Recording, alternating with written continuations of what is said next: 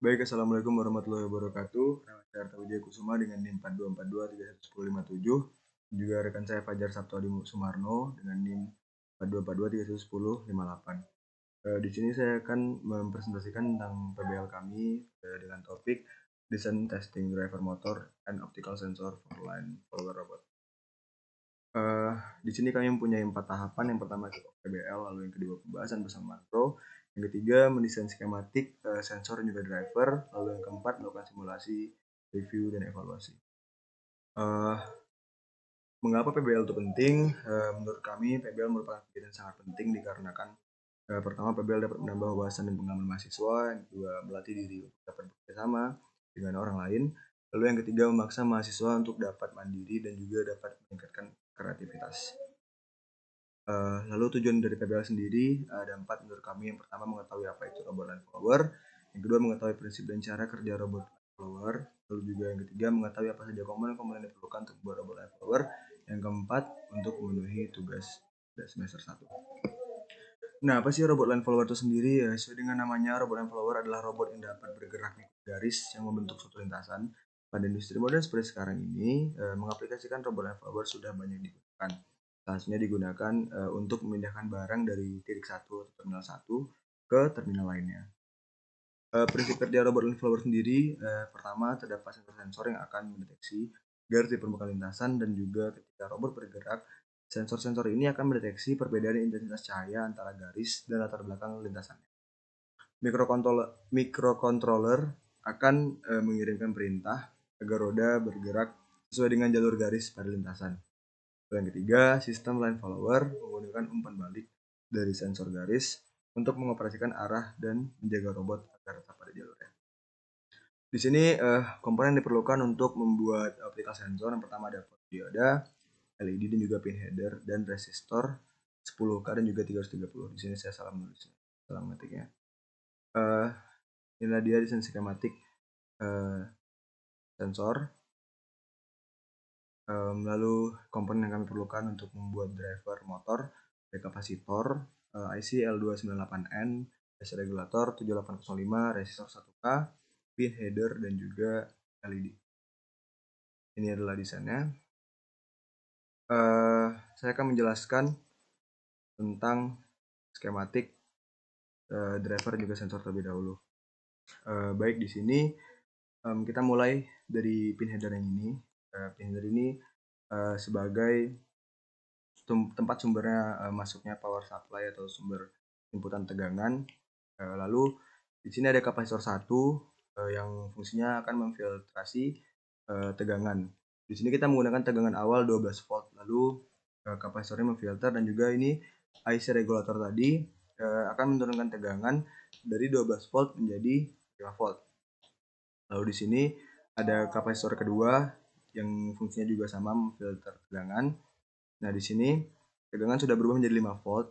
Lalu ada resistor di sini yang fungsinya untuk mengurangi arus indikator LED. Lalu lanjut, di sini ada 3 pin header.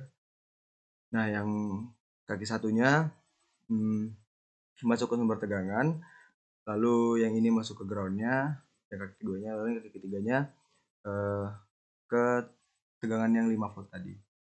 Nah, lalu setelah itu di sini terdapat 4 inputan, inputan 1 dan inputan 2 untuk roda yang sebelah kiri, dan inputan 2 dan 1 yang ini untuk inputan roda yang sebelah kanan. Nih. Jadi 4 inputan dan juga 4 outputan.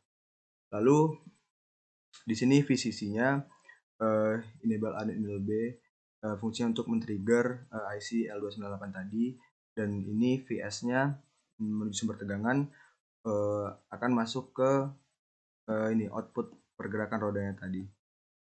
Lalu lanjut di sini sensornya. Jadi dari inputan pin header yang ini, dia akan lanjut ke pin header yang di sebelah sini. Nah, jadi di sini kita menggunakan 6 sensor. Sensor 1, sensor 2 kita buat jadi rangkaian seri. Sensor 3 langsung masuk ke pin header, 4 juga. 5 dan 6 kita buat menjadi rangkaian seri. Nah, Jadi cara kerjanya itu LED akan menghasilkan cahaya. Kita di sini menggunakan latar belakang jalur backgroundnya berwarna hitam dan ada garis putih di tengahnya. Jadi ketika LED menyala, lampu LED menyala, maka lampu LED tadi akan diserap oleh fotodioda dan nantinya itu akan membuat roda bergerak maju karena adanya pantulan cahaya dari background hitam tadi. Sementara di lintasan tengahnya yang kosong, karena cahayanya berwarna putih dan cahayanya berwarna putih, jadi tidak ada pantulan yang masuk ke fotodiodanya tadi, sehingga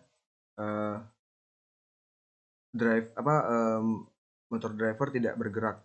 Jadi motor driver itu bergerak ketika cahaya dipantulkan dan diterima oleh fotodioda.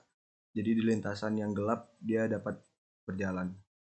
Ya, jadi itu saja penjelasan dari saya. Kurang lebihnya saya mohon maaf. Wabillahi taufiq wal hidayah. Wassalamualaikum warahmatullahi wabarakatuh. Oke, baik, di sini saya akan mendemonstrasikan driver motor dan juga optical sensornya. Oke, di sini input baterainya kita menggunakan tegangan 12 volt.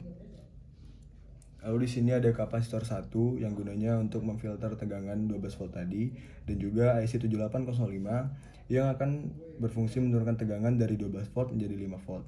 Di sini juga ada kapasitor kedua yang fungsinya untuk memfilter tegangan kembali. Lalu di sini ada indikator LED yang menandakan bahwa arus telah masuk ke drivernya.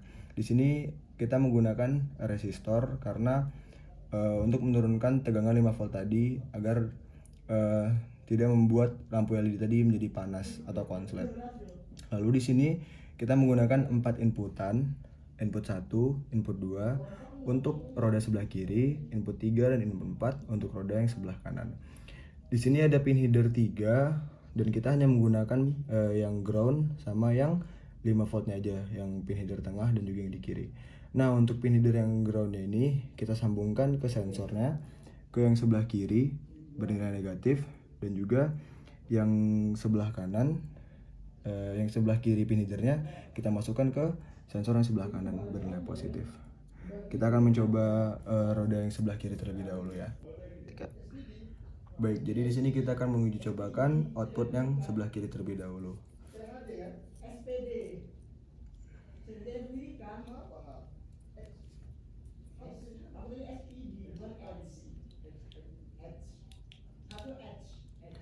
Ya, output yang sebelah kiri akan menggunakan sensor 1 dan sensor 2.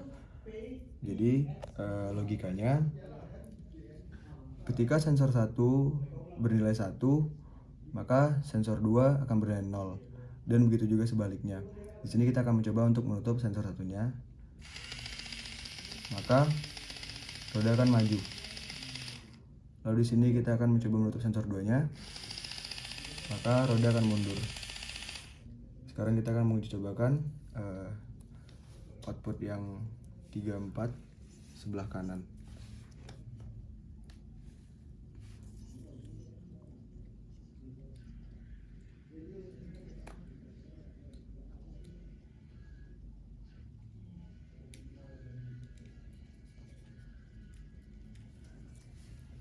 Oke, sama seperti logikanya seperti sensor 1 dan sensor 2, sensor 3 dan sensor 4 juga demikian. Di sini kita akan coba menutup sensor 4. Maka roda akan maju. Ketika kita menutup sensor 3, maka roda akan mundur. Ya, jadi logika di sini kita menggunakan lintasan dengan background warna hitam dan di tengah-tengahnya berwarna putih. Jadi apabila sensor 1 dan sensor 2 dan sensor 3 mendeteksi lintasan putih, maka logikanya adalah 0. Maka driver tidak akan berjalan. Sementara ketika kita sensor 1 dan sensor 4 terkena background hitam, maka roda akan berjalan maju ke depan.